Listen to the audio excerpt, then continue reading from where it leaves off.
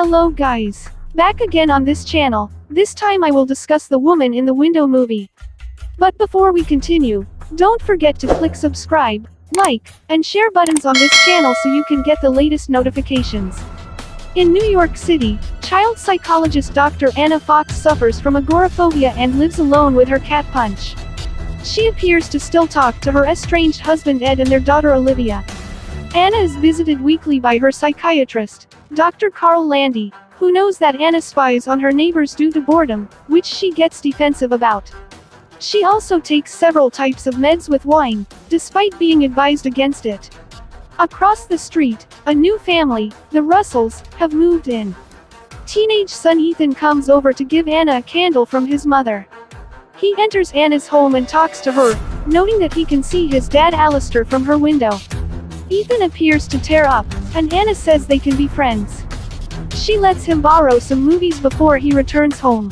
Anna has a tenant, David Winter, who lives downstairs in the basement. He occasionally offers to help with things, like the skylight that is molding and bound to break soon. On Halloween night, some neighborhood kids pelt Anna's house with eggs. While she tries to stop them, she is forced to open the front door, but cannot make it out before she passes out. She wakes up to find a woman from across the street having helped her up. Anna assumes she is Jane Russell, Ethan's mother. They sit and talk over wine, and Jane talks about how much she cares about Ethan. She also leaves Anna with a drawing that she made.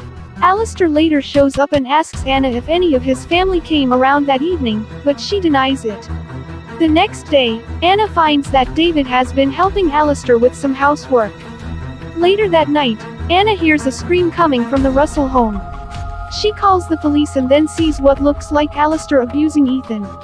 Ethan goes over to Anna's house for comfort. Anna checks on David, who has a woman crying in his room, but he firmly denies that he heard a scream.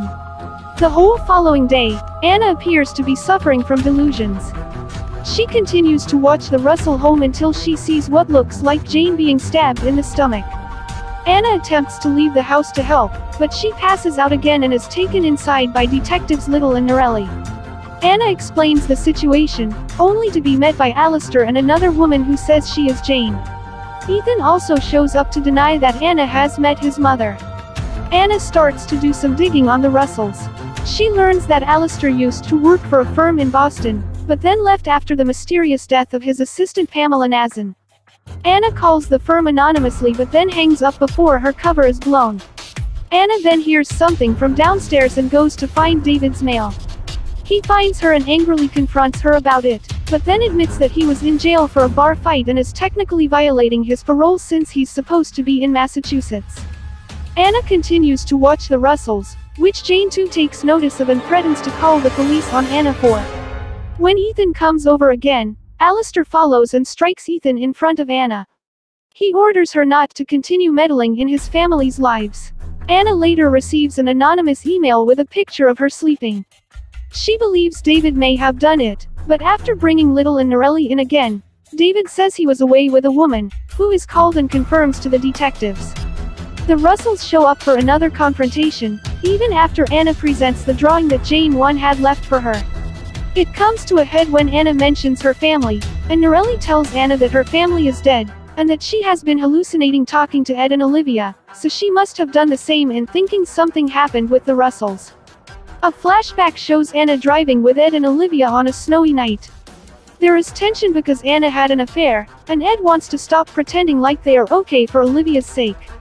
The phone rings, and the couple fights for it. Anna reaches to pick it up and takes her eyes off the road, leading her to veer over a hill and crash to the bottom, killing Ed and Olivia. Anna comes to terms with her delusions and apologizes to everyone. Anna records a last will and testament video before planning to commit suicide by pouring pill powder into her wine. She then looks at a photo she took of Punch that shows Jane 1's reflection in the wine glass. She shows the picture to David, who confirms that her name was Katie Melly and that she really was Ethan's birth mother. She was a junkie who gave Ethan up at a young age and went to try and get him again even though Alistair tried to get Katie away from Ethan. Anna wants David to confirm this to detectives, but he refuses.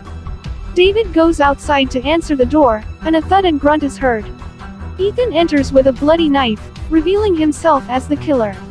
He admits to having been in her house through the week with her key, hence the photo she was sent. He also admits to killing Katie and Pamela, purely for the feeling.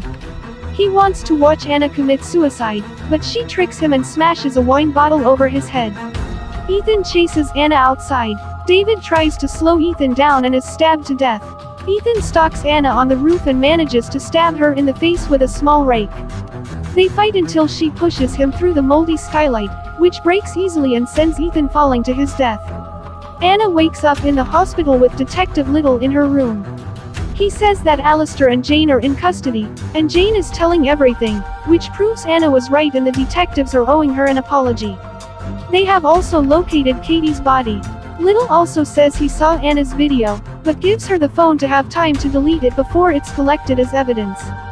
9 months later, Anna moves out of her apartment with Punch and says goodbye to Ed and Olivia before finally moving on with her life.